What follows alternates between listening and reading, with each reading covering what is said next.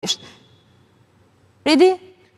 Ky është reagimi që vjen, se nëse e përkthejmë me fjalë pak më të thjeshta, qeveria duket që ka bërë një akt që nuk përkon me kushtetutën. Po, ka qenë i qartë qëndrimi i mbrojtësve të zotit Veliaj. Ndërkohë falemndes dhe zotin Dokushi për reagimin për Frontline. Po. Për gjithë procedurën e ndjekur nga Këshilli Bashkiak me propozimin për shkarkim zotit Veliaj dhe kalimin e tij te Këshilli i Ministrave i cili mori vendim për ta shkarkuar kryetarin e bashkisë, qëndrimi i cili në këndvështrimin tim është kushtetues, që do të thotë nuk mundet që Këshilli i Ministrave përveç përcaktimeve të dhëna qartë nga kushtetuta, që është shkelja e rëndë e ligjit ose e kustetutës, mundet të shkarkojë kryetarin e bashkisë. Pra, nisja e një procedure administrative nëpërmjet Këshillit të Bashkisë për Këshilli Bashkiak për të shkarkuar kryetarin e bashkisë bie ndesh me nenin 115 që përmend mbrojtësi zotit Veliaj. Kjo është parimore, pra nuk ka të bëjë me zotin Veliaj, por ka të bëjë me çdo kryetar bashkie i cilit i jepet një drejtë. Pra jo me ligjin për qeverisjen vendore, pra neni 64 në mos gaboj. Neni 64 që thot mungesa e ligjit për qeverisjen vendore, që thot për mungesë 3 muaj në detyrë, legislatori, njerëzit cilët kanë hartuar atë ligj, nuk kanë parashikuar situatën në Shqipëri në vitin 2025, kur një mas sigurimi ndaj një kryetari bashkie do ekzekutohej me arrest në burg dhe do zjaste për mbi 8 muaj, 10 muaj, ose pa një afat që nuk e dim se deri kur. Ligji ka përcaktuar që për shembull nëse ka vendim të formës prerë penal, atëherë kryeministri e shkarkon automatikisht kryetarin e bashkisë.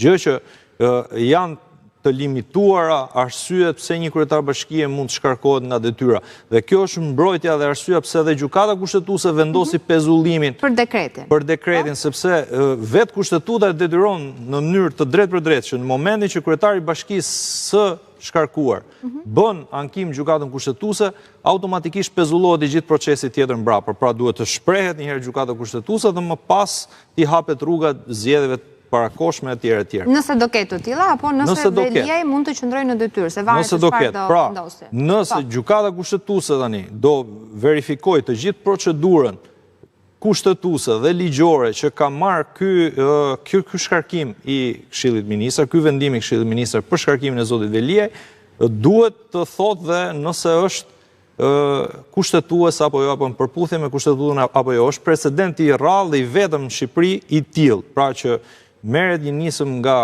Këshilli Bashkiak për të shkarkuar propozim i cili i dërgohet kryeministrit dhe kryeministri vendos mbi atë propozim dhe jo mbi tagrat që i ka të drejtë për drejta nga kushtetuta kryeministrit për të shkarkuar kryetarin e bashkisë. Kështu që në këtë formë unë mendoj që gjykata kushtetuese unë nuk e di nëse do ta mbyllin nesër gjykata kushtetuese, por nesër gjykata kushtetuese do dëgjoj palët në proces. Pra do dëgjoj ankuesin, që është zoti Veliaj dhe mbrojtësit e tij, dhe do dëgjoj Këshillin e Ministrave, i cili ka bërë shkarkimin si organi që i vendimmarrës për shkarkimin e zotit Veliaj.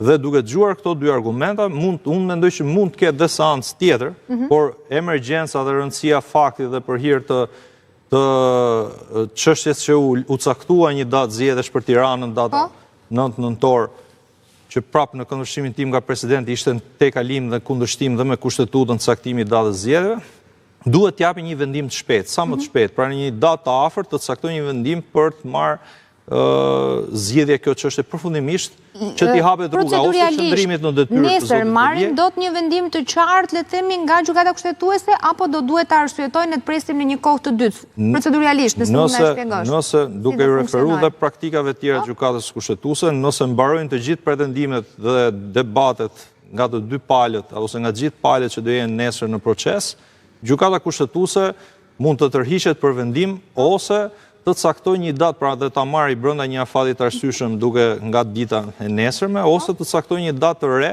për të shpallur vendimin të plot të arsyetuar ose dispozitivin e vendimit sipas rastit si e mendon gjykata kushtetuese. Prandaj mendova që mund të ketë dhe thashë mund të ketë një seancë tjetër, qoftë vetëm për të dhënë vendimin e gjykatës kushtetuese. E qartë. Zoti Kikia, kush është lajmi nesër, nëse mund ta shohim pak nga aspekti mediatik? Prania fizike e Veliajt apo vendimin që do t'jepet? Kush do dominojë? Lajmi është vendimi, prania fizike e zotit Veliaj. Jo, fizikisht, për edhe për të parë...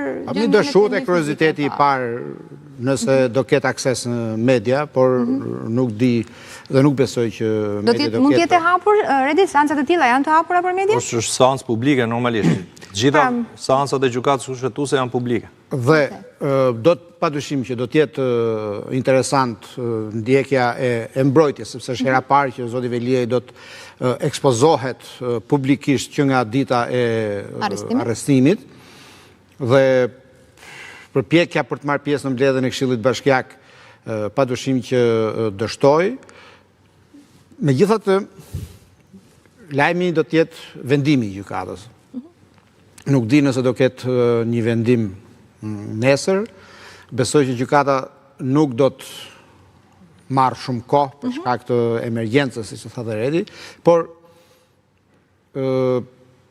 ka një gjë që besoj që vendimi i gjykatës, që në këtë rast është o po o jo, që do të thotë ose e pranon si të ligjshëm vendimin e Këshillit Ministrave, ose është shpall antikushtetues dhe ose është shpall antikushtetues dhe mbetet zoti Veliaj, por ka dhe një alternativë të tretë. Gjykata mund të mos marrë dot vendim.